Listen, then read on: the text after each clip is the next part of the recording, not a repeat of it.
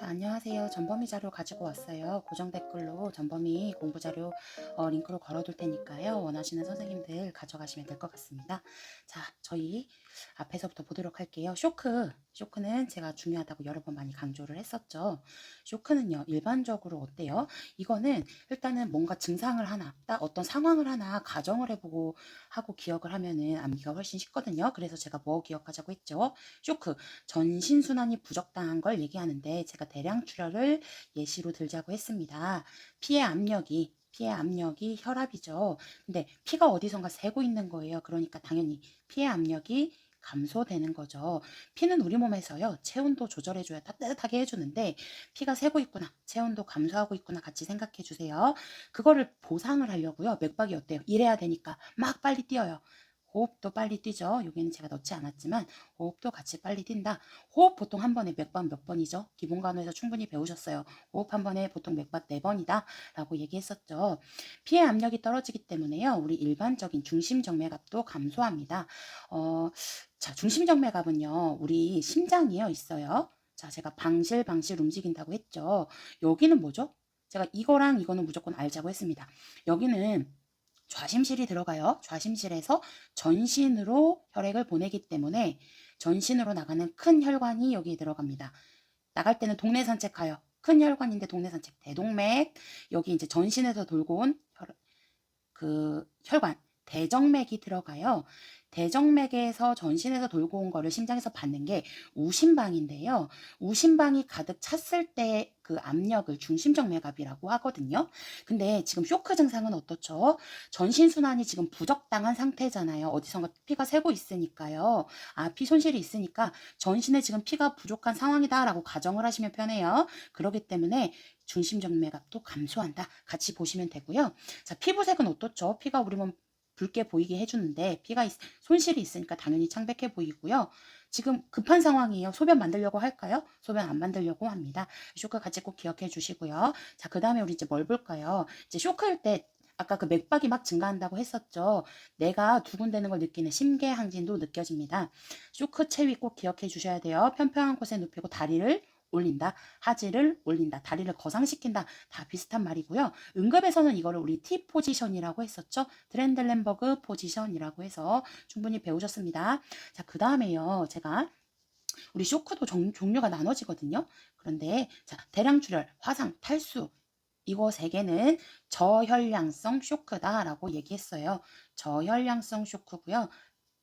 그 다음에 혈액성 쇼크라고도 합니다. 그리고요, 아나필락티스 쇼크, 항생제 피부 반응 검사를 했는데 항생제가 들어가자마자 막 발작적인 증상이 나타나거나 기관지가 막 붓거나 이런 증상들, 갑각류 먹고 붓는 증상들 이런 거 다 뭐예요? 그죠? 혈관성 쇼크죠. 사실 그 외의 쇼크, 뭐 시민성 쇼크도 있고 꽤 여러 개가 있지만 우리 대표적인 저혈량성 쇼크나 혈관성 쇼크는 꼭 기억해 주시기 바랍니다. 자, 그 다음에요, 우리 항생제 따라서 밑으로 가보도록 할게요. 항생제 우리 기초 양리에서 배우셨을 텐데요. 항생제 일정한 시간 간격으로 투여하는 이유가 뭐죠? 그쵸. 최소의 혈중 농도를 유지하기 위해서. 지금 우리 이제 시험 앞두고 있는 조무사 선생님들 실습까지 다 다녀오셨을 텐데요. 병원에서 실습할 때 아마 보셨을 거예요. 항생제 같은 거. 한 앰플을 뭐 TID로 주세요. QD로 주세요. 이런 것들 일정한 시간 간격으로 주는 이유. 최소의 혈중 농도 유지하기 위해서입니다. 자, 그 다음에요. 우리 이제 오른쪽 따라서 가보겠습니다. 아까 심계항진 따라서요. 오른쪽 가볼게요.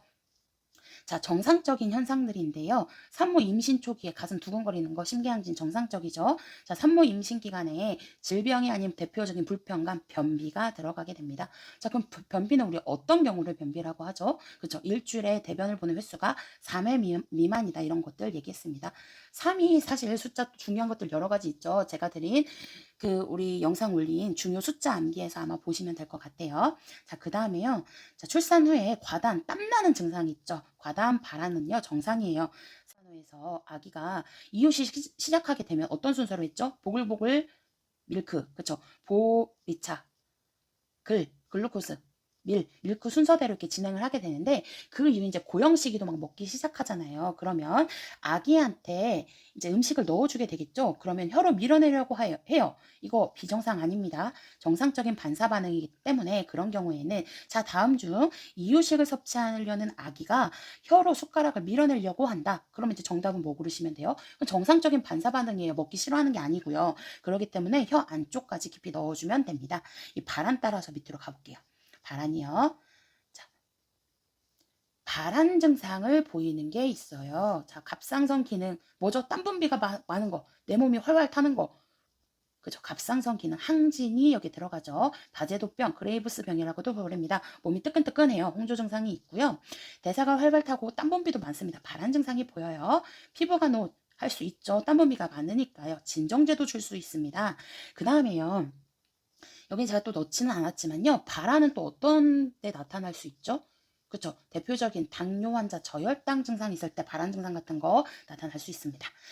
우리 갑상선 기능 항진증 식이 어떻게 주실 거예요? 그렇죠. 고칼로리 주셔야 되죠. 왜요? 대사가 활활 타니까 먹어도 배가 고프다 이런 얘기 했었습니다. 하루에 많으면 뭐 6끼까지 줄 수도 있고요. 그럼 우리 고칼로리도 주는 것들 있어요. 같이 막 가지치기해서 나가야 되거든요. 고칼로리 주는 것들 결핵도 있고요. 특히 급성 간염도 있고요. 병적인 구토, 임신 기간에 병적인 구토, 임신 오조증 같은 거 있었죠. 같이 고칼로리로 준다. 기억해 주시고요. 갑상선 기능 저하증, 밑에는 점액수종이라고 한다. 크레틴병이다.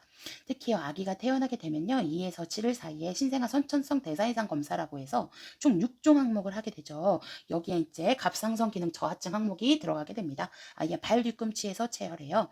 발은요 또 아이의 발 뒤꿈치에서 체열한다.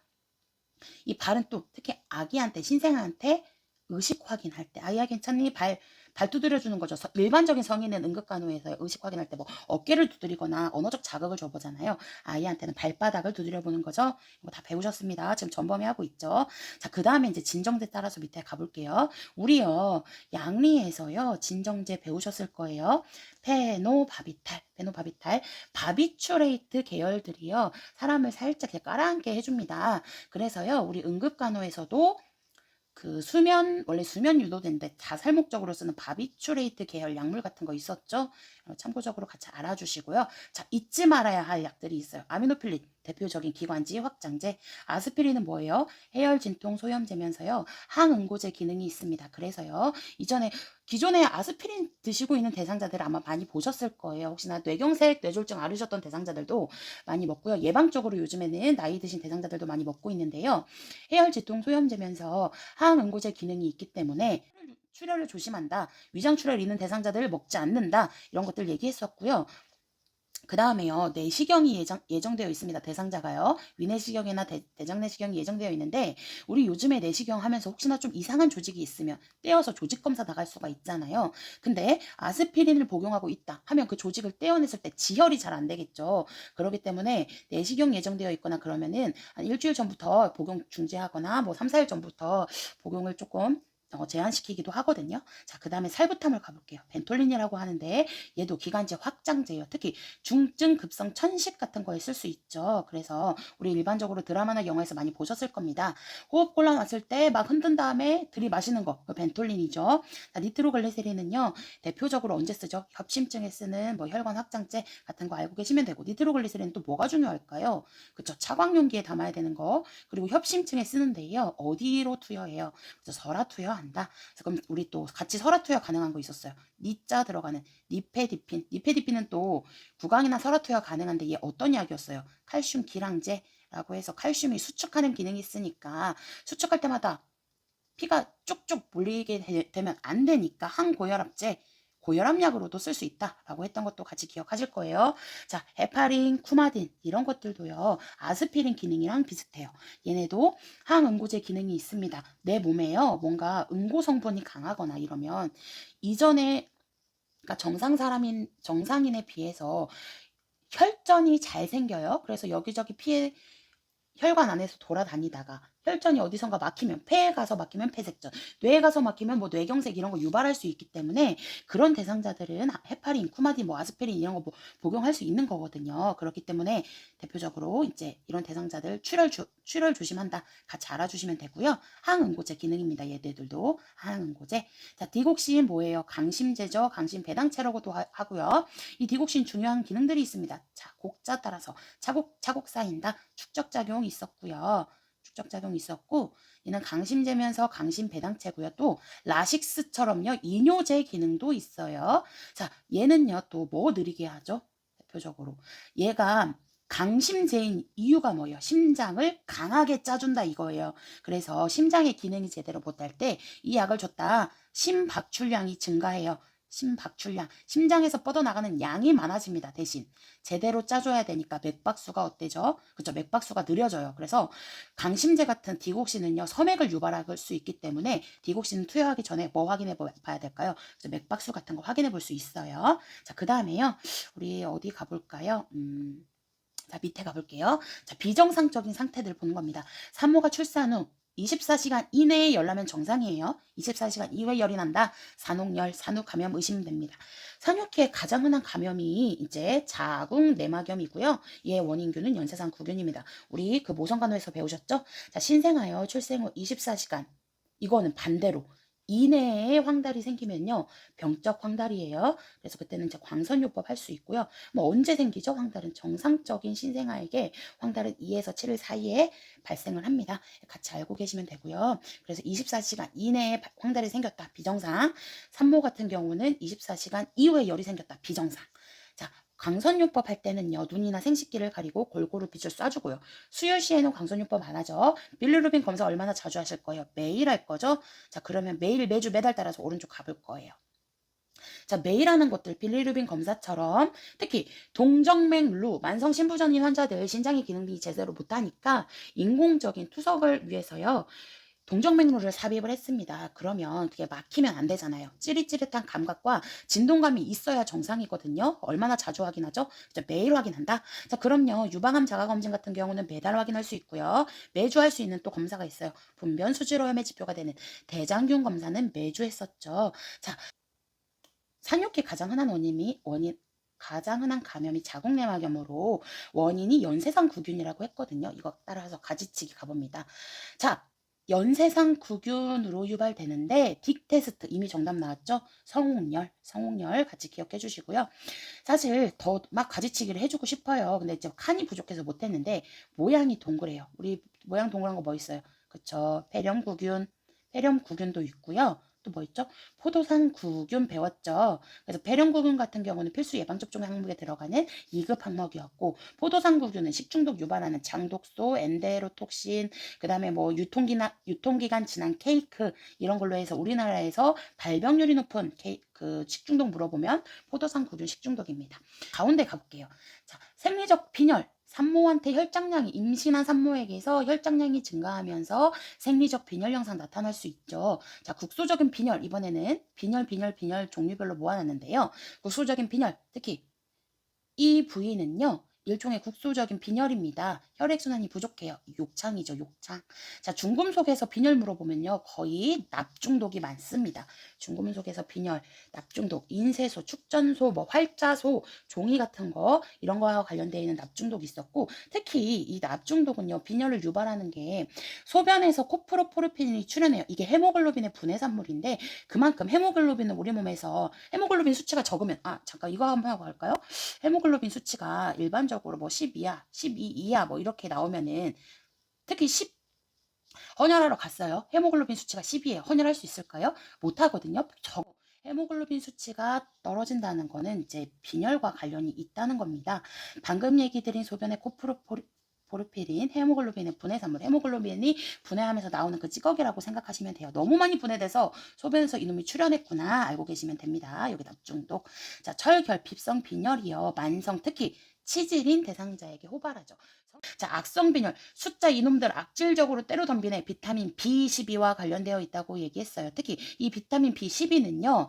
어디에서 나오는 놈이에요? 간도 아니고 폐도 아니고 위에서 나오는 놈이에요. 위 벽세포에서 나오는 내적 인자인데요. 그래서 이거요. 우리 소화성 궤양이라고 해서 위점막이나 이런 게 괴사되면요. 결국에 우리 위절제 같은 거 했어요. 위절제 하고 난 이후에 고농도의 당질 음식이 호로록 내려가면서 일시적인 실신, 어지러움 유발하는 증후군 뭐예요? 덤핑 증후군. 덤핑 증후군과 마찬가지로 그 절제술, 위를 절제술한 대상자가 오기 쉬운 빈혈이 이제 악성 비린혈인 거죠. 왜요? 절제를 했으니까 위에 벽세포에서 비타민 B12가 덜 나올 거 아니에요. 부족하기 쉽거든요. 그렇기 때문에 자, 이럴 때요. 악성 빈혈일 때 당연히 비타민 B12 주사 줄 수 있습니다.